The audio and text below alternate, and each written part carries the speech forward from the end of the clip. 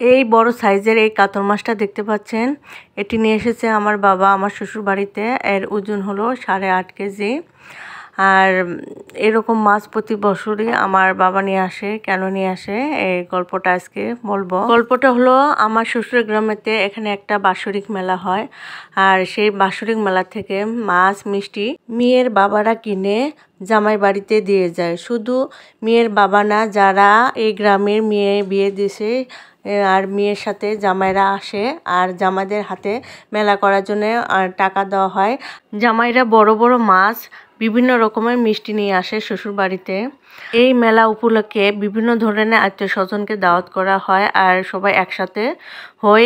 আর এতটাই মজা হয় যা বলার বাইরে।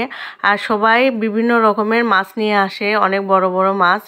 সবচেয়ে মজার কথা হলো যে কাটতে কাটতে আমাদের মনে করেন যে অবস্থা খারাপ হয়ে যায়। তারপরেও আত্মীয় স্বজন ছাড়া আমাদের নিজস্ব ব্যক্তিগতভাবে আমরা মাছ কিনি আমার শ্বশুর বাড়িতে। আমরা কিন্তু যৌথ ফ্যামিলি, আর এই জন্য সবাই হাতে হাতে কাজ করি একসাথে। আর এখানে কাজ করার মজাটা বেশি, আর একসাথে কাজ করি বলে কাজগুলো বেশি কঠিন মনে হয় না। যাই হোক, আমি এই মাছটা কাটতে বলেছিলাম আমার ননদকে, আর ননদের সাথে একটা বিট দিয়েছিলাম। 10 মিনিটে সে যদি মাছ কাটতে পারে তাহলে তাকে একটা গিফট দিব। আর কি গিফট দিব, গিফটটা কি হবে কমেন্টের মাধ্যমে আপনারা একটু বলবেন। আসসালামু আলাইকুম, সবাইকে ধন্যবাদ।